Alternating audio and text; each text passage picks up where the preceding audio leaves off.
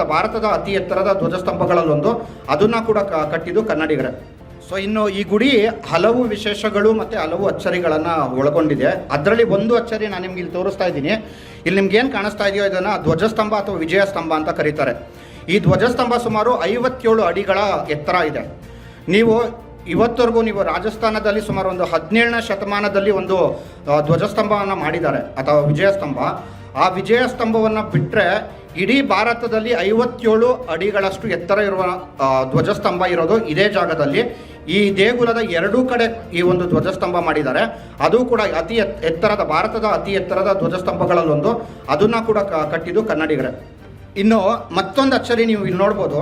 ಇಲ್ಲಿ ಮೇಲ್ಗಡೆ ಆದಂಗೆ ನೀವು ನೋಡಿದ್ರೆ ನಿಮಗೆ ಆ ಒಂದು ಕಂಬಗಳಿಂದ ಮುಂದಕ್ಕೆ ಇದೇ ಹೊರಚಾಚ್ ಬಂದ್ಬಿಟ್ಟಿದೆ, ಗೊತ್ತಾಗ್ತಿದೆಯಲ್ಲ. ಕಂಬದಿಂದ ಹೊರಗಡೆಗೆ ಬಂದು ನಿಮಗೆ ಮೇಲ್ಗಡೆ ಚಾವಣಿ ಅಂತ ಏನು ಹೇಳ್ತೀವೋ ಅದು ಹೊರಗಡೆಗೆ ಬಂದುಬಿಟ್ಟಿದೆ ಇನ್ಫ್ಯಾಕ್ಟು. ಸೊ ಈ ಗುಡಿ ಕಟ್ಟಬೇಕಂದಾಗ ನೀವು ಲೆಕ್ಕ ನೋಡಿ, ಇದು ಸುಮಾರು 70 ಅಡಿ ಮೇಲ್ಗಡೆಗೆ ಇನ್ನೂ ಕೆಳಗಡೆ ಬಿದ್ದಿಲ್ಲ ಆ ಗುಡಿ. 70 ಅಡಿ, ಆಲ್ಮೋಸ್ಟ್ ಒಂದು 25 ಅಡಿ ಹೊರಗಡೆ ಚಾಚ್ಕೊಂಡು ಮೇಲ್ಗಡೆ ಎತ್ತರ ನೋಡಿದ್ರೆ 70 ಅಡಿ ಎತ್ತರ ಇದೆ. ಅಷ್ಟು ಎತ್ತರ ಇದ್ದರೂ ಕೂಡ ಆ ಗುಡಿ ಇನ್ನೂ ಕೆಳಗಡೆ ಬಿದ್ದಿಲ್ಲ.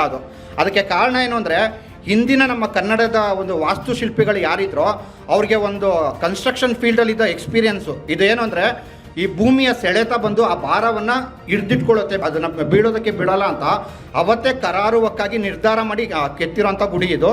ಅಷ್ಟೊಂದು ಒಂದು ಟೆಕ್ನಾಲಜಿಕಲಿ ನಾವು ಅಡ್ವಾನ್ಸ್ ಆಗಿದ್ವಿ ಅನ್ನೋದಕ್ಕೆ ಇದು ಒಂದು ಕೂಡ ನಿದರ್ಶನ, ಕೈಲಾಸ ಗುಡಿ. ಇನ್ನು ಈ ಗುಡಿದು ಮತ್ತೊಂದು ವಿಶೇಷತೆ ಏನಂದರೆ, ಈ ಗುಡಿನ ಬಂದು ಆನೆಗಳು ಒತ್ಕೊಂಡು ಹೋಗೋ ರೀತಿ ಕಟ್ಟಿರೋದು. ಇದು ಒಂದು ಬೇಸಿಕಲಿ ರಥದ ಮಾದರಿಯ ಒಂದು ಗುಡಿ ಇದು.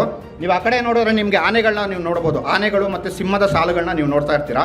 ಆ ಆನೆಗಳು ಮತ್ತು ಸಿಂಹದ ಸಾಲು ಅಂತ ನಾವೇನು ನೋಡ್ತಾ ಇದ್ದೀವೋ, ನಿಜವಾದ ಒಂದು ಆನೆಯ ಸೈಜ್ನಷ್ಟೇ ಕೆತ್ತಿದ್ದಾರೆ. ಸುಮಾರು ನನಗೆ ಗೊತ್ತಿರೋಂಗೆ 70 ಆನೆಗಳನ್ನ ಕೆತ್ತಿದ್ದಾರೆ. ಇದು ಇಡೀ ವಿಶ್ವದಲ್ಲಿ ಎಲ್ಲೂ ಆಗಿಲ್ಲ. ಇಂಥ ಒಂದು ಕನ್ಸ್ಟ್ರಕ್ಷನ್ ಒಂದು ಟೆಕ್ನಿಕ್ನ ಇಡೀ ವಿಶ್ವದಲ್ಲಿ ಯಾರೂ ಮಾಡೋಕ್ಕಾಗಿಲ್ಲ. ಅದನ್ನು ಅಚೀವ್ ಮಾಡಿದ್ದು ಕೂಡ ನಾವೇ ಕನ್ನಡದವರು ಹೆಮ್ಮೆ ಪಟ್ಕೋಬೇಕು.